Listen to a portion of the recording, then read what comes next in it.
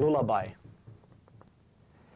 Wrapped in sheets like a mummy or a wound, you can tell it is not a murmur, but something lesser still that you hear when you eavesdrop on the couple having sex next door. Their bodies, gasping and changing gears, are in the way, stuck between you and some muffled yelp that travels down the dimpled walls.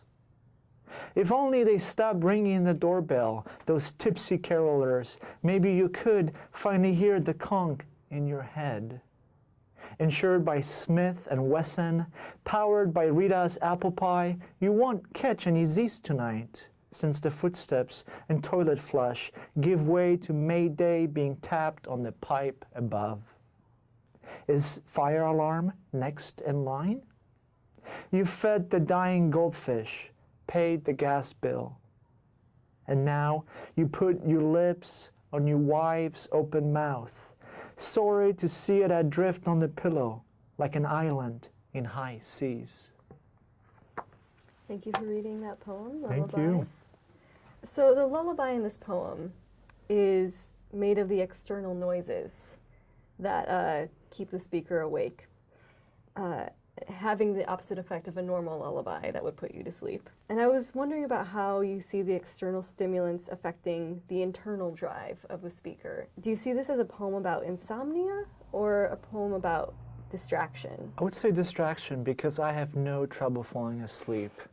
In fact, I'm like an old man, or so my wife says. You know, I'm in bed by 9 o'clock. Some of it has to do with having to get up to swim in the morning, but yeah, I think it's the stimuli of the external world that I find so interesting. You know, and I have always lived in apartment buildings all my life, with the exception of the 3 years in high school in Mission Viejo and a couple years in Delaware when we owned a townhouse. But I'm a city kid. You know, I grew up in a city. I was born in a city, grew up in a city, and so there's never been an opportunity to escape. You know, everything that goes around you. And I've always thought that that is such a, you know, important little part that adds to the tapestry of you know, ultimately, I think who we are, who we become as people, you know, the people that we rub elbows with, you know, in a stairwell or in a grocery store. And so you're right, this poem originated by my sort of lying in bed and listening to the world going about its business while my wife is trying to sleep, you know. That was really it. And I was wondering if the wife figure in the poem was asleep or not.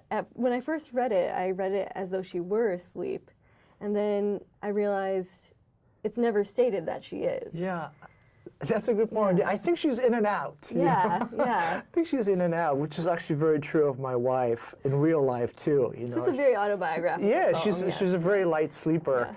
So yeah, let's say that she, you know, comes in and goes out, you know, while I'm just kind of enjoying everything that's going around me. Well, and the wife's mouth is described as an island. Yeah.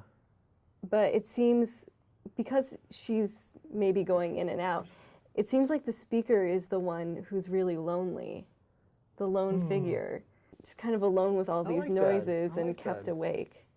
I like that reading, This idea of, maybe, you know, wishing that I could join my wife in sleep, right? Fall asleep and rest.